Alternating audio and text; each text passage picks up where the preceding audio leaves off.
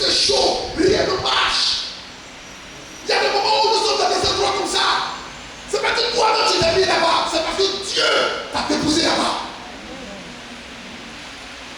Il veut que tu y sois. Dernier moment. Quand le moment est arrivé, il veut que tu viennes le voir encore pour discuter de cela. Est-ce qu'elle a fait? Qu'est-ce qu'elle a fait? Elle dit, tu m'as donné une terre. C'est pas que je ne veux pas la paix. Je ne veux pas que tu me localises. Je ne veux pas. Je ne veux pas quitter où tu m'as donné là. Parce que c'est de tout ton cœur que tu m'as donné sur le terrain. Ça fait tout ton amour que tu m'as localisé là-bas. Je ne veux pas dire que je n'aime pas ça. Je ne veux pas dire qu'il faut me changer de place le plus sinon. Non, parce que je suis déjà morte. Comme je le disais pour le jour le message du pasteur avant-hier. Tu m'as envoyé un endroit où ma mort glorifie ton nom. Mais maintenant que je suis déjà mort, je suis ressuscité là. S'il te plaît. Tu m'as donné une terre là-bas là. Une terre aride. Maintenant, demande de l'eau. C'est tout ce que je demande. Bien aimé, il ne s'agit pas pour toi de quitter l'endroit que tu appelles dur, sec, désert. Il s'agit pour toi de dire au Seigneur d'arroser dans ton monde. Ça va? Arrose, donne-moi de l'eau. La chose la plus importante, demander dans le désert, dans un endroit de chaleur, c'est l'eau. Beaucoup d'entre nous ne savent pas exactement ce que demander à Dieu. S'il y a quelque chose qu'on peut demander à Dieu tout de suite, c'est l'argent. Alors que, actuellement, peut-être c'est même pas d'argent que tu as besoin. Mais tout de suite, c'est de l'argent. Non! Dans le désert, il faut l'eau, pas d'argent. Il faut l'eau là-bas. Et puis tout le monde de l'eau. Non, il ne s'agit pas de me localiser, non. Ne me localise pas. C'est de tout ton cœur que tu m'as donné cet endroit. Laisse-moi là-bas. Mais s'il te plaît, ajoute un autre élément dessus. Je veux l'eau. Ah! Que le Seigneur nous donne de savoir ce que demander. Nous avons besoin d'eau. De l'eau de vie pour arroser la Côte d'Ivoire encore. On n'a pas besoin d'acteurs économiques ou bien de personnes qui vont venir avec leur économie sauvage, mondaine, pour motiver les gens à te donner à l'homosexualité et à autre chose. Nous avons besoin d'une eau fraîche. Donne-moi de l'eau. Donne-moi de l'eau, Père. Donne-moi de l'eau. Peut-être que si Abner venait là-bas, il dit bon, quand j'ai besoin d'une nouvelle garnison là-bas, pour préserver le territoire, peut-être qu'il peut y avoir un temps où l'ennemi va se réarmer pour venir attaquer. Donc j'ai besoin de nouveaux hommes là-bas. Non, ce n'est pas de nouveaux hommes que tu as besoin. Tu as besoin d'eau dans le désert. Tu as besoin d'eau dans le désert. Tu as besoin d'eau dans le British. Et c'est la femme qui peut savoir ce dont tu as besoin et demander au Seigneur. Quelquefois, laissons la tâche à nos mamans, à nos femmes, de demander certaines choses au Seigneur. Maman, demandez pour nous. Demandez pour l'église. Demandez. Demandez pour l'église.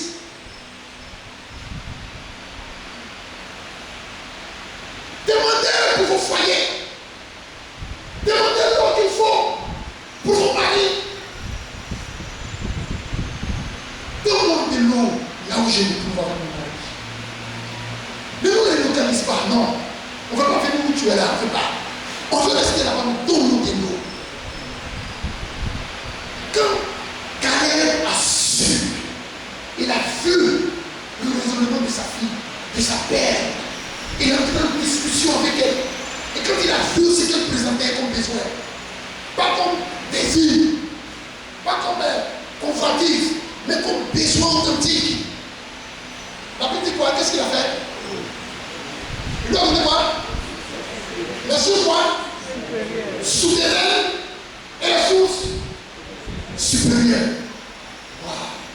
Je ne savais pas que Caleb n'était pas seulement un soldat.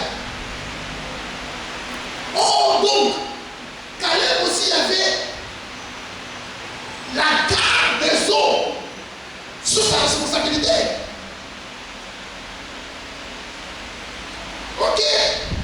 Donc Caleb n'était pas seulement un espion.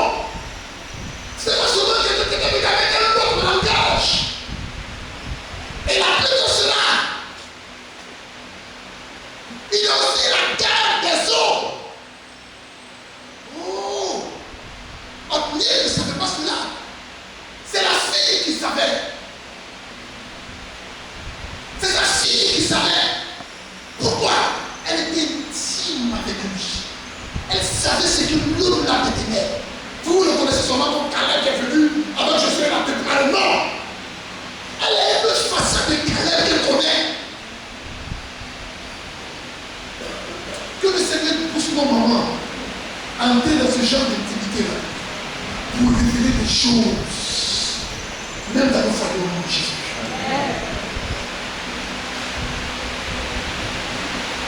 Elle, c'est sa sœur là. Qu'elle savait que son papa avait. Et qu'est-ce qu'il a fait? La Bible qui a donné des sources souterraines et des sources supérieures. Non, les sources souterraines. C'était l'eau, bien sûr. L'eau qui venait des roches. C'était de l'eau fraîche. C'était de l'eau pure. C'était de l'eau minérale naturelle. C'était de l'eau qui n'était pas contaminée. C'était de l'eau qu'on n'avait pas besoin de travailler, d'ajouter certaines choses avant de commencer à la consommer. C'était de l'eau qui désaltérait authentiquement. C'était de l'eau qui contribuait à l'édifice du corps, à l'édification du corps, au bien-être corporel. C'était de l'eau vraie. Regardez ça. Toutes les richesses souterraines, minérales. Ensuite, comme ça ne suffisait pas, il a ajouté la source. Comment? Supérieure. Les sources qui venaient d'en haut, l'eau qui venait du ciel. Or, l'eau qui vient du ciel vient sous différentes formes. Est-ce qu'on appelle la rosée du matin? C'est tellement important. C'est un symbole public incroyable. Elle savait que son mari en avait besoin. Elle savait que son mari avait besoin de l'eau qui venait de la pluie. Elle savait que la pluie, la seconde pluie, était plus importante. Elle a pris ça aussi. Elle savait qu'il était écrit dans le livre de Genèse que Dieu a ouvert les écluses des cieux. L'eau qui était là-bas aussi, elle voulait ça. Il a ouvert les sources souterraines lors du déluge. Elle voulait ça aussi. Je ne sais pas comment Caleb lui a donné ces choses-là. Elle a pris, elle est retournée au litige. Non, quand elle est arrivée au litige,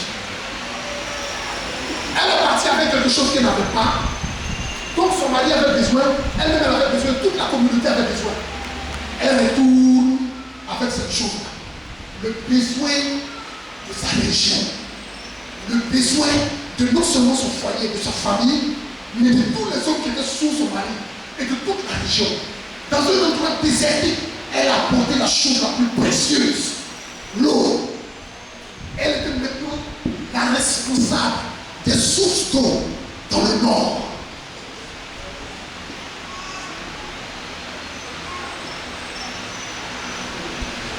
Imaginez un peu, dans un endroit où il n'y a pas d'eau, il n'y a donc pas de quoi? De poisson. S'il n'y a pas de poisson, donc il n'y a pas de pêcheurs. S'il n'y a pas de pêcheurs, c'est difficile d'avoir de l'agriculture. pas d'eau. Mais quand elle est retournée avec l'eau dans cet endroit, elle a créé des richesses là-bas. Elle a créé de nouveaux emplois là-bas. Quand Dieu te donne cette eau pure et que tu retournes avec à l'endroit dont on a besoin, ça va créer tellement de bonnes choses dans ton environnement. Du coup, les poissons ont commencé à peupler cette région. Pourquoi? Il y avait de l'eau. Du coup, il y a de nouvelles personnes qui ont commencé à avoir de nouveaux emplois. Pourquoi? Il y avait de l'eau. Il fallait pêcher les poissons. Ils ont commencé à apprendre comment pêcher. Le gouvernement de l'époque pouvait venir la voir pour discuter avec le pouvoir si on pouvait établir un barrage là-bas. Elle est partie avec le besoin. Le besoin de l'heure. Le besoin de sa région. Le besoin des hommes de l'époque. Le besoin des hommes de la région. Et aujourd'hui, Dieu veut encore nous donner les sources inférieures et les sources supérieures. Alléluia. Certains parmi nous ont besoin d'aller prendre de l'eau pour rafraîchir des millions de vies.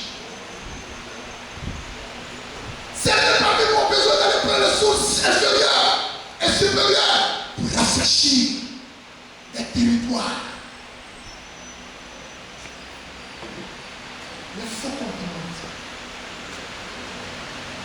selon le besoin.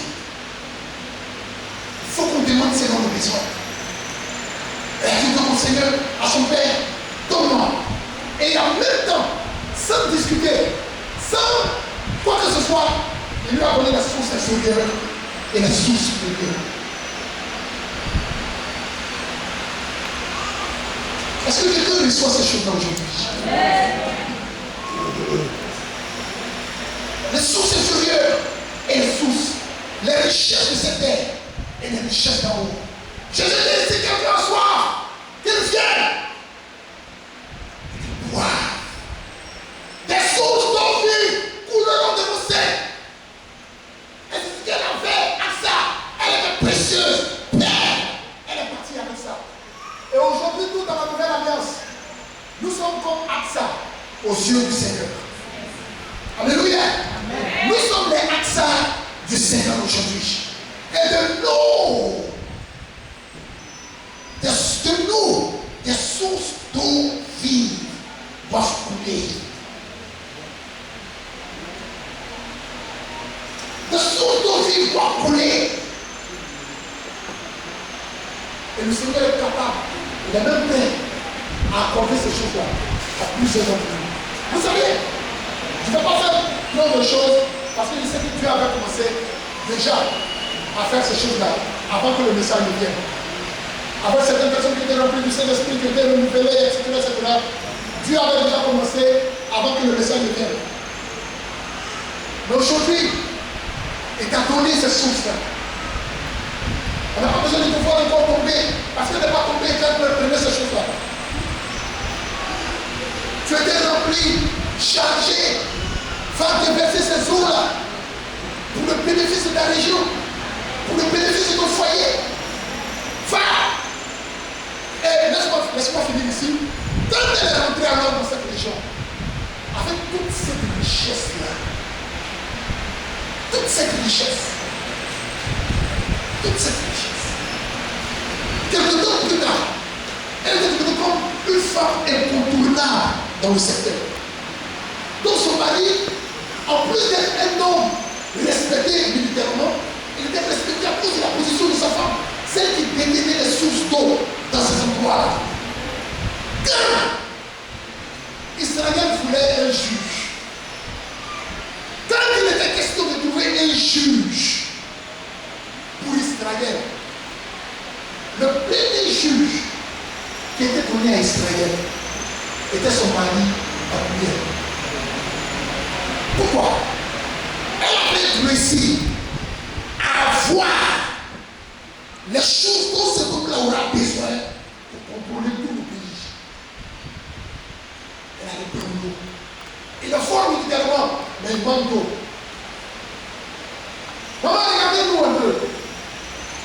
C'est vrai qu'on fait aussi que parfois ce jour là, comme je veux, le plus loin, le plus ceci, le plus cela. Mais vous savez ce qu'on a besoin. Vous savez pas? Vous savez pas? Vous savez ce dont on a besoin? Priez le Seigneur pour qu'il apporte ces choses-là. Avec le Dieu, on a besoin d'un juge pour juger la nation pareille encore. Que ce soit votre mari. Le choix d'Othniel n'était pas juste fortuit.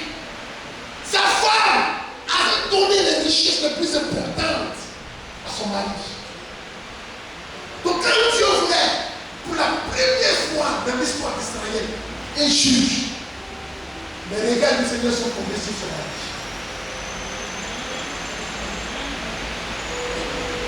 Qu'est-ce que Dieu veut faire avec ton mari? Qu'est-ce que Dieu veut faire avec ton mari? Qu'est-ce que Dieu veut faire avec l'église? Que tu dois voir, aller prendre dans la main du Seigneur pour venir mettre ça sous ses pieds.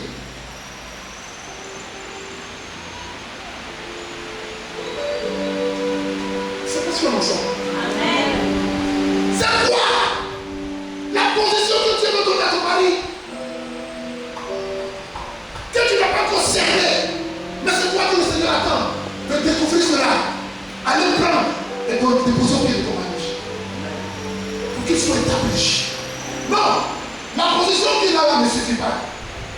Othniel était un soldat remarquable en Juda et en Israël. Mais ça ne suffisait pas. Il avait besoin de l'eau, des sources inférieures et des sources supérieures. Dès que ces choses sont venues, il était nommé pour la toute première fois. Il a eu le privilège, la grâce, l'immense opportunité d'être le premier homme de l'histoire d'Israël à être juge. Il y a quelque chose que Dieu se prépare à donner à ton mari.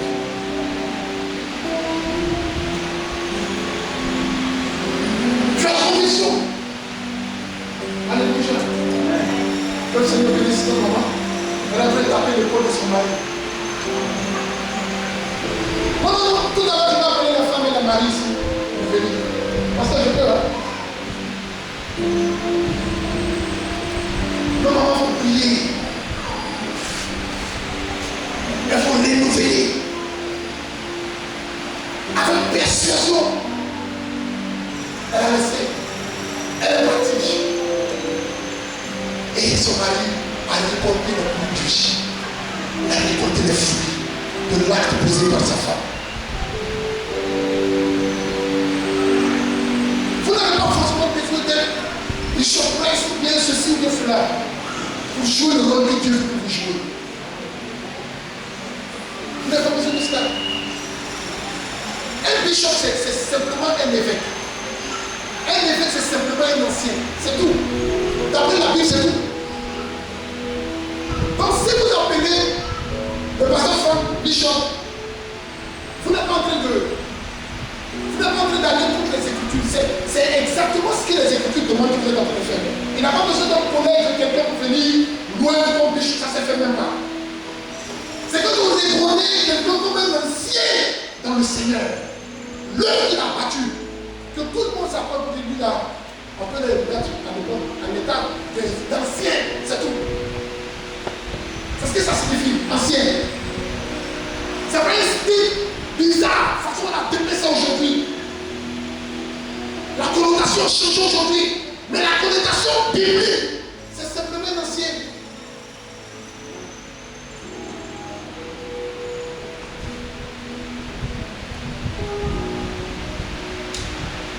Et les personnes qui ont été nommées évêques dans la Bible, on n'a pas vu de cérémonie rituelle pour ces personnes-là. On n'a pas vu.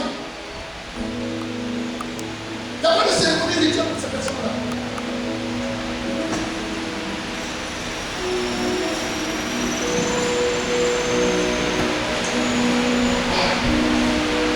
Je veux appeler ici le couple. Le couple, s'il vous plaît, Que chaque homme aille prendre sa femme, que chaque femme aille prendre son mari. Venez.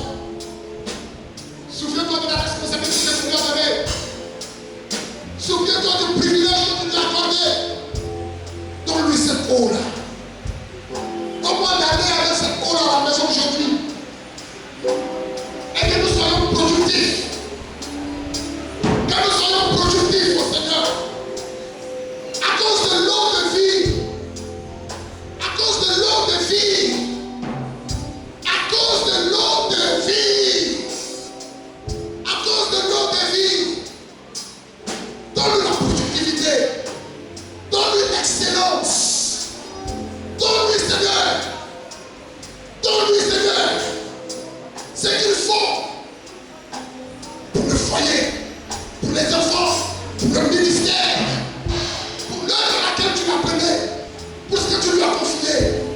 Donne-lui des productifs. Je refuse de crier sur lui. Je refuse de le maudire dans mon cœur. Je refuse de le rejeter. Je me repose et je fais toutes ces choses-là. Seigneur, bénis mon mari. Seigneur, bénis-le. Bénis-le.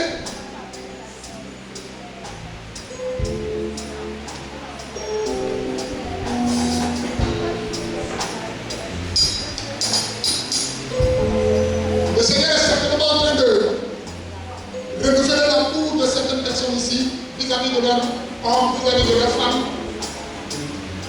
Oui, il est en train de le faire. Il y a un amour fort. Un amour fort qui vient encore se loger dans ton cœur. Tout d'un coup, tu vois l'importance de ton mari. Tout d'un coup, tu remarques l'importance de ta femme. Si tu regardes ta femme, encore plus présentable de ta femme, parce que tu la représentes d'une certaine façon facile. Le Seigneur renouvelle son amour dans ton cœur. Elle est importante. C'est elle qui doit venir au pied du Seigneur pour demander des choses pour toi. Aujourd'hui, descends de ton chameau. Descends de ton âme. Présente-moi ton mari. Réconforte-le. Réconforte-le. Avec qu'il te cherche une femme. Réconforte-le comme Rebecca a réconforté Isaac. Comme Rebecca a réconforté Isaac. Réconforte-le. C'est le Seigneur de ta vie. C'est la tête que tu as mis sur toi. Merci Seigneur. Oh, alléluia. Alléluia. Merci Seigneur. Merci Seigneur. Non. Je veux que tu regardes ton mari, ta femme en face. Nous les gens de la croix là, quelquefois on est bizarre. Ah non, c'est ce que je veux. Regarde ton mari en face. C'est ton Seigneur. Oh là là. C'est beau ça. Cieux dans les cieux. Il ne faut pas clignoter. Il ne faut pas cligner. On va quand même regarder aujourd'hui là. Ferme tes yeux.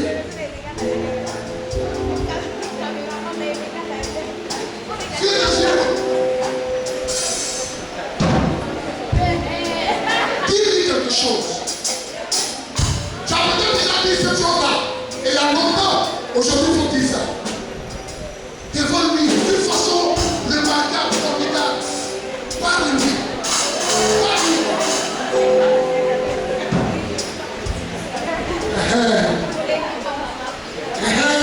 Oh là là. Les gens sont en train de rire là-bas. Yeah. Waouh. Ça sera formidable ce soir. Alléluia. Alléluia. Parle, dis-lui. Tu as encore une minute pour le faire. Tu as encore une minute. C'est pas la femme seulement qui parle, le mari aussi parle. Oh, alléluia. Le mari aussi parle. Peut-être qu'il n'est pas seigneur de la nation, mais c'est ton mari. Oh, c'est ton mari. Peut-être qu'il n'est pas la plus belle de la nation, mais c'est ta femme. Oh, alléluia, c'est beau. Est-ce que quelqu'un peut me filmer ça pour nous?